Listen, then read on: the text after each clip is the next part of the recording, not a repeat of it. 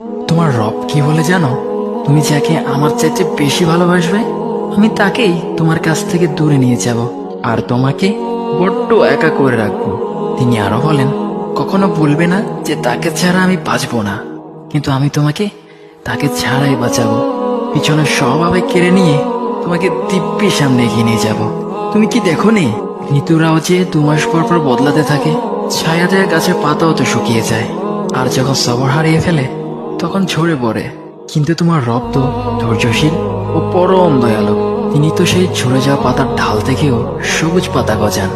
তুমি কি দেখছো না তোমার স্রষ্টার এই নিদর্শন? যে মানুষটাকে তুমি নিজের জীবনের চাইতেও বেশি ভালোবাসতে, সেই মানুষটাও একদিন অচেনা হয়ে যায়, তোমার মন ভেঙে যায়, এমনকি বন্ধুর শত্রুতে পরিণত হয়। আর খানিক সময় পর শত্রু বন্ধুতে পরিণত হয়। যে মানুষটাকে তুমি নিজের জীবনের অংশ ভাবতে, সে মানুষটাও প্রতারণা করে।